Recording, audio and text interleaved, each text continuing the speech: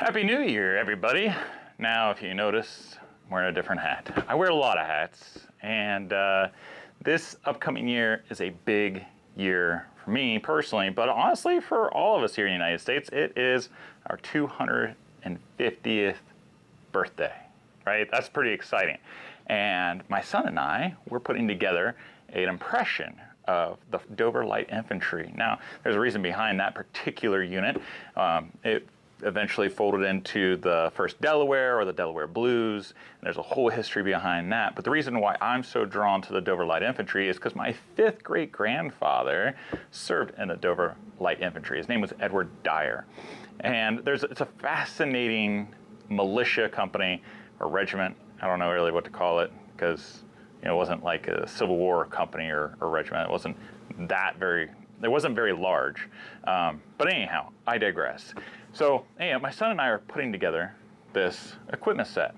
Now, one of the most important things when you set up your camping equipment list is the end result, and the end result should be like your goal. Okay, are you going out for a hike? Are you going out to eat? Are you going out to hang out with friends? Like, what's the overall goal? But not just that, the end of the day. Starting last year, I really believe that when you start developing your equipment, you need to start with your sleep. You need to start with your sleep system, not the clothes, not the cook kit, not all the myriad of other items, but it should start with your sleep, because you could have the best day ever, and then when you go to sleep, you're struggling. You're struggling because you're cold, you're struggling because you're hot, you're struggling because you're on a rock or something like that. Like, there's so many variables in it, but you can simplify it. And I'll tell you, this year, there is a journey on the Camp Crafters Guild where we are going to cover every single week a piece of your equipment list, and that will fit whatever goal yours is. Maybe it's not historical camping, maybe it's modern camping, maybe it's bushcrafting, maybe it's something else. But if you're in an outdoor adventure and you're thinking about putting together a kit, you should join us at www.honorableoutfitters.com/join the guild. Now, every week, we're going to get a piece. This past week's challenge was your tent. What is the cover or the shelter? Now, the shelter that you should choose, there's so many choices, especially if you go historical. You can go ultra light, and you could just have some type of silk nylon tarp, or historically, you could literally just have a piece of canvas, and you don't have to overthink it. When people get into classic camping, that was the big thing, is like the cost. They see my stuff, or they see Sarge Vinings, or they see Nathaniel Logsdon's, or Dave Canterbury's, or James Bender at Waypoint Survival. They see all of our stuff, like, whoa, that's pretty intimidating. You don't have to have all that stuff, okay? But you can seriously just go to Lowe's, get yourself, or maybe your basement, because you might even have it in your basement. Go to Lowe's and get yourself a piece of painter's tarp. Canvas tarp, okay? You don't have to overthink it, and you could spray it down. You could paint it with some paint to make it waterproof. Put some grommets in it. Either you can put the metal ones, or learn a skill and sew some grommets. There's lots of ways. But anyhow, going back to the point, how I'm trying to combine a couple things here. So when I started out this channel, I started out in Civil War, did some medical stuff. Wasn't really gaining a lot of traction, not a lot of people into medical Civil War history.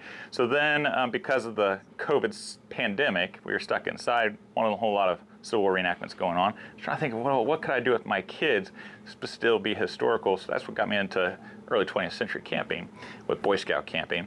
And I was scouring the catalogs, it's very well documented, and one of the tents that was constantly sold in the early 20th century was the Featherweight tent. It's this thing. It is really small. It's not balloon silk, I guarantee you that, but it is a very lightweight type of canvas, okay? And this isn't just a shelter half like a Civil War. And it fits me, a 6'1" man, 230 pounds. You need 2 poles, or find 2 sticks, set this up, and you're good to go.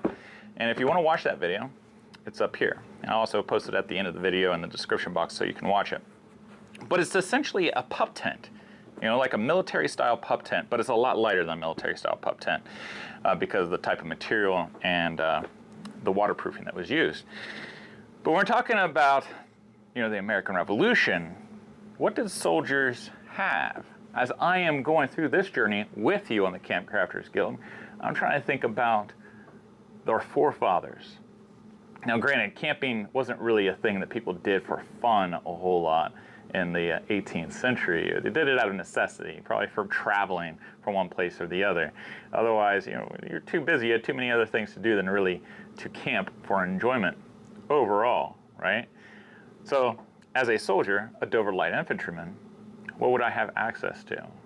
Well, I have an old bell tent. Now, when I say bell tent, it's not the same as a bell tent in the American Revolution. During the American Revolution, they called them the common tents.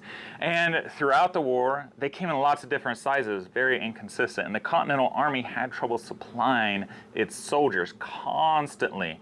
Now, by 1781, the quartermaster finally started to try to standardize it by 7 foot by 7 foot by 7 foot high.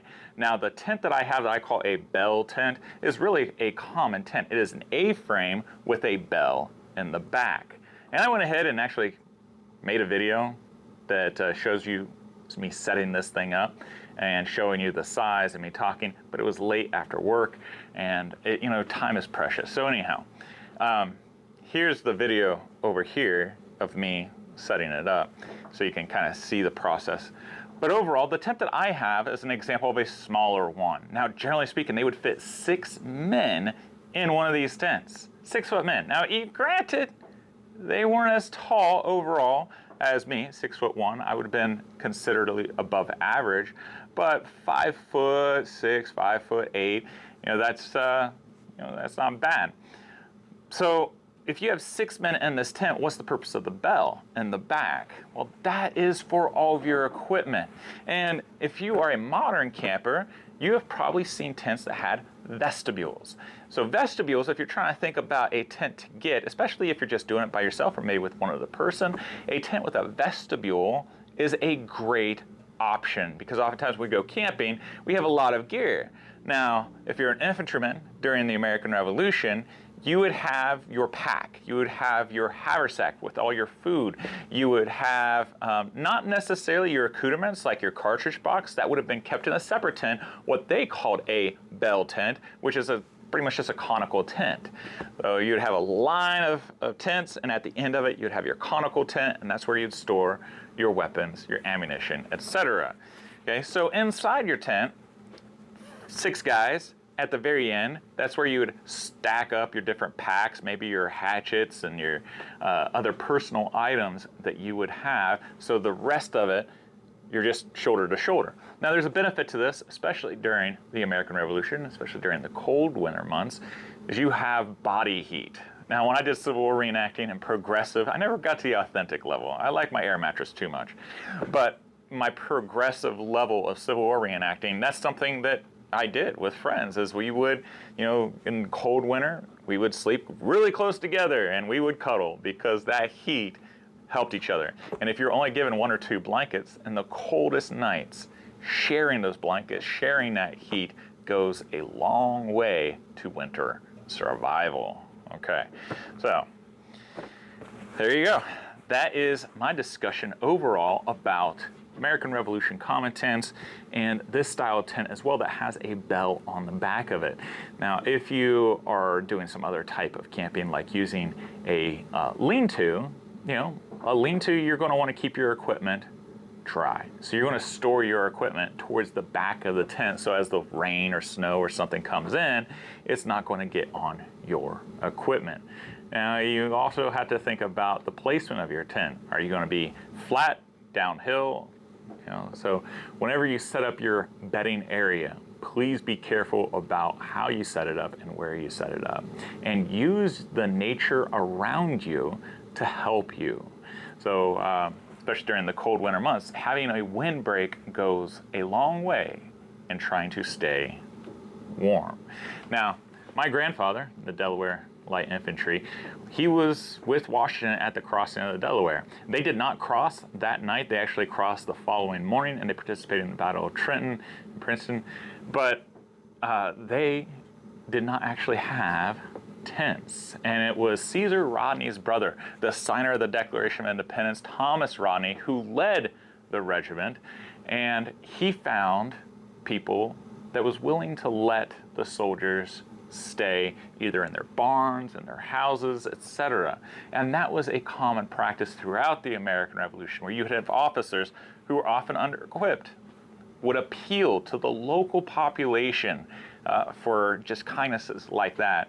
And if it wasn't for that kind of togetherness, well, who knows where our country would be today.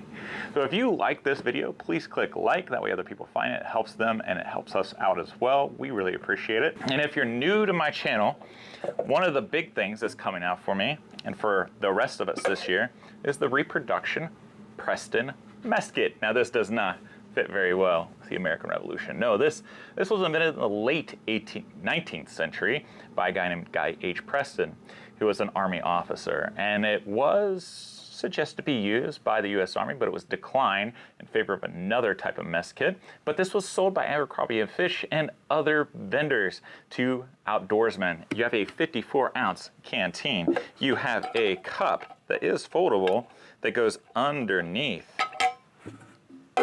the canteen like so. And then you have a skillet and a plate that combine together to form a container, which is really nice. You can also use it to bake with, or I'm sure you can be pretty creative. And they clam on top of each other. Now the skillet has a little wire here to hold it, so now you can cook with it. Now if you are interested in the Preston mess kit, these are getting sold for $175. Going to have them, hopefully, fingers crossed, I've been told everything is good to go so far by the end of May. And if you live in the continental United States, they get shipped directly to you. If you live outside the United States, I will give you $15 shipping credit. And of course, at any time, you can always get a refund. But this, I believe, is the ultimate mess kit or cook kit for any outdoorsman. So there you go. It's the description box below. You have a link where you can click on it and you can purchase it and secure it. Now, if you'd like to see the video about the Preston mess kit, then check it out here. If you want to see my playlist of all the other different camping artifacts that may give you some ideas to outfit yourself, then check it out here. I hope you guys have a wonderful week. Give a kiss and hug to your loved ones, and I will see you guys next time. Take care.